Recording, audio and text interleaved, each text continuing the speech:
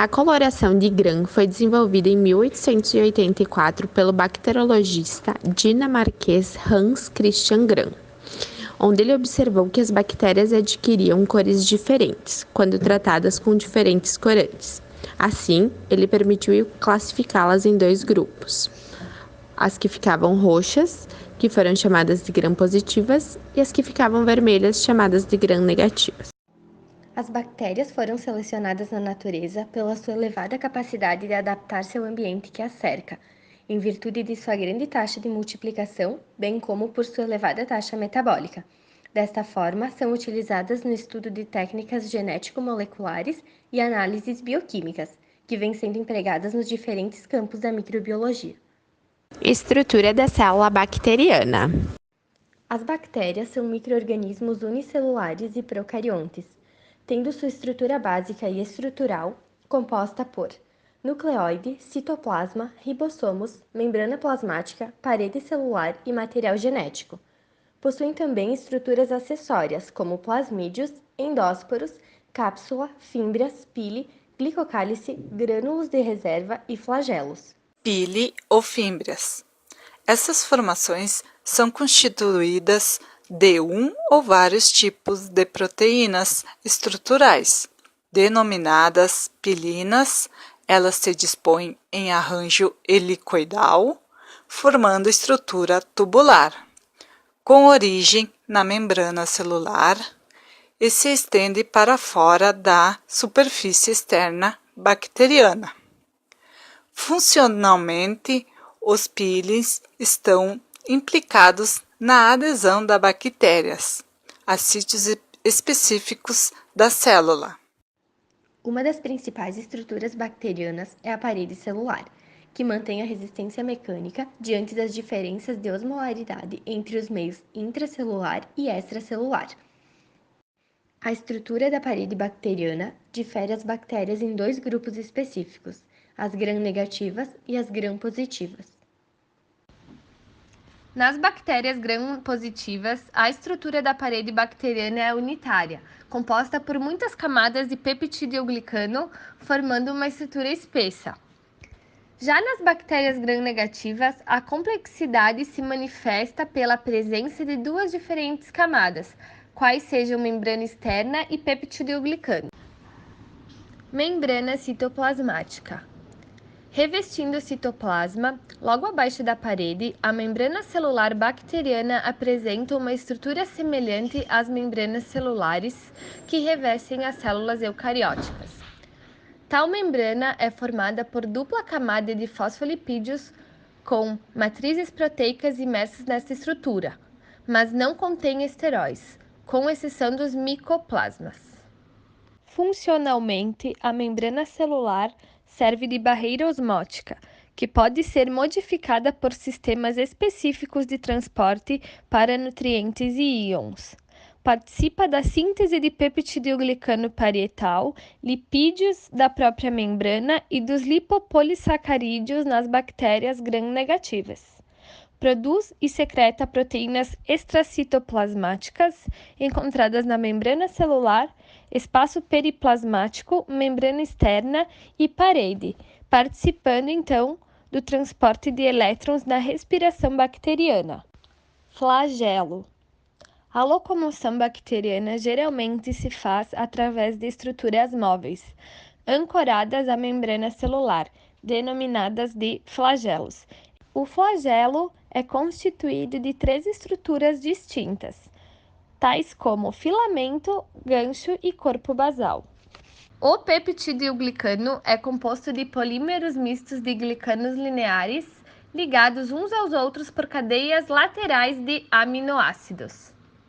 Tamanho e forma.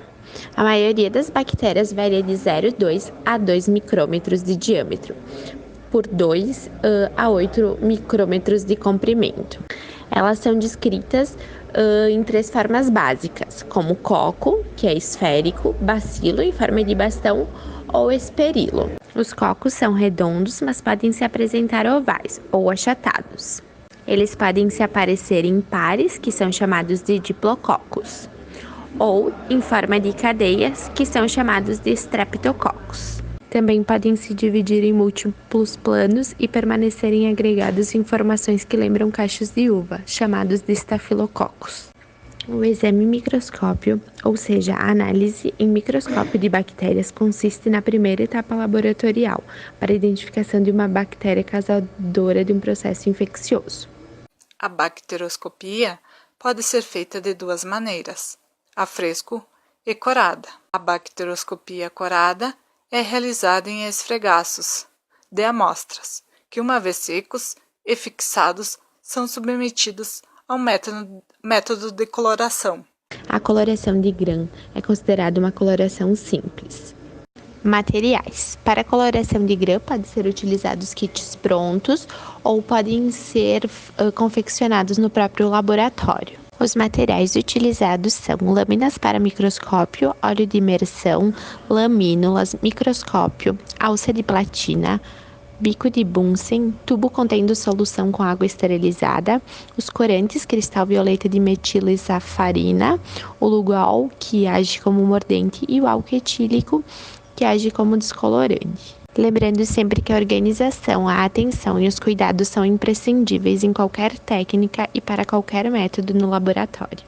A técnica de Gram compreende as seguintes etapas. Pegar a alça bacteriológica, vamos flambar ela, um pouco de amostra de uma colônia isolada da minha placa ou material direto, um líquor, por exemplo. Eu pego uma lâmina histológica, adiciono uma gota de água destilada e ponho uma porção da minha amostra. Pode ser uma colônia de uma placa de cultivo já semeada ou material direto, líquor, por exemplo. Nesse caso, talvez nem seja necessário a gota de água.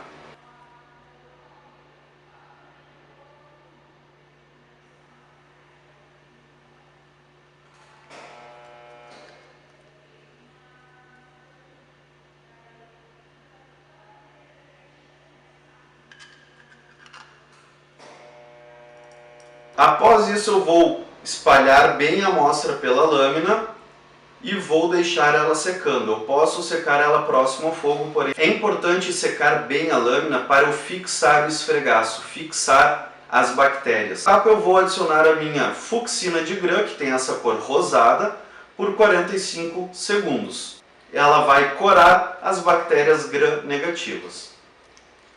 Terminado isso, eu vou esperar a lâmina secar. Posso secar embaixo e ao redor de onde eu fixei as bactérias com papel. Não posso passar o papel em cima do meu esfregaço, senão ele vai sair todo. Se eu não secar bem, as bactérias vão sair quando eu for utilizar o microscópio e colocar no JOL. Última etapa é a microscopia. Eu vou utilizar um aumento de 1000 vezes, ou seja, vou utilizar uma objetiva de 100, adiciono uma gota de Nujol, porque eu vou usar uma objetiva de imersão. Esse Nujol, esse óleo, ele serve também para polarizar a luz, e vou verificar a lâmina. Apesar da coloração de Gram ser a técnica mais difundida para observação bacteriana, mesmo sendo realizada por profissionais qualificados, ela pode apresentar variações. Podem ocorrer erros em virtude da injúria celular por trauma ou por ação de antibacterianos, que agem na síntese da parede, ou por células velhas, que não têm a habilidade de reter o corante. Assim, no conjunto bacteriano podem ser observadas células retendo bem o corante, outras retendo pouca e outras simplesmente não retendo, como apresentado na figura. Esses erros são chamados de situação granulabilidade. Então, especial atenção deve ser tomada pelo observador na coloração de Gram, para avaliar se o micro-organismo apresenta granulabilidade ou se apresenta pseudogranulabilidade. Esta, então, relacionada a uma coloração mal executada. Na falha do momento da descoloração, quando os corantes das células Gram negativas não são suficientemente removidos, sendo observadas na microscopia as células eucarióticas e as bactérias Gram negativas, ainda com tonalidades violeta. Apesar dos vários avanços tecnológicos no diagnóstico bacteriológico, como, por exemplo, os métodos automatizados e as técnicas de biologia molecular, a coloração de Gram permanece como um dos grandes métodos mais valiosos para a identificação bacteriana. A vantagem da coloração de Gram em relação aos outros métodos é a rapidez e o baixo custo. Outra vantagem deste método é que os resultados dela podem fornecer muitas informações ao microbiologista e ao clínico em apenas 15 minutos após a chegada do espécime clínico ao laboratório. Nestas imagens, podemos ver exemplos de micro-organismos detectados pela coloração de grã.